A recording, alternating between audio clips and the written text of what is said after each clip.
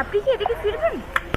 কখন আসবেন? আমি 10 মিনিটেই চলে আসবো। তাহলে খুব ভালোই হলো, আমার এমনিতে এখানেই কাজ আছে। আপনি কিছু ব্লগ করতে যাচ্ছেন? ক্যামেরা চালু আছে, অসুবিধা নেই তো? না। Thank you.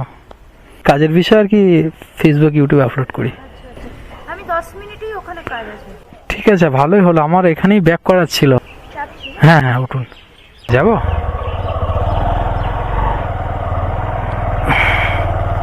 ও ভাই, কাদায় স্লিপ হয়ে আছে। চলো ভাই, ভালোই হলো, কাস্টমার এখানেই ফের ব্যাক রিটার্ন আসবে।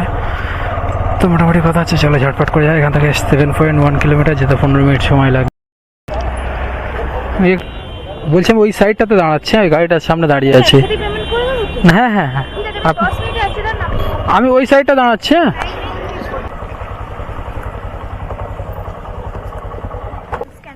অনলাইন করবেন?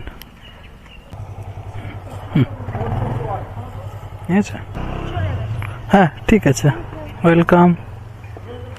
ফাইনালি রাইড কমপ্লিট করলাম অ্যান্ড দিয়েছি 146। তো কথা হচ্ছে ভাই, গাড়িটা ঘোরাবো কীভাবে এখানে? চলো, পা ফেলা যাবে না, পা ফেললে অবস্থা খারাপ। সো চলো ভাই, কথাটা হচ্ছে এটাই, এই রাইডটা আমি চিন্তা করছিলাম যাবো কি যাবো না, কারণ ভাই আমার দরকার আছে 5টায়। এই 16 নম্বর ট্যাঙ্কের এখানে একটা দরকার আছে, যার কারণে আমার মেন আসা। তো ভাবছিলাম যে তেল খরচার জন্য একটা রাইড মারবো।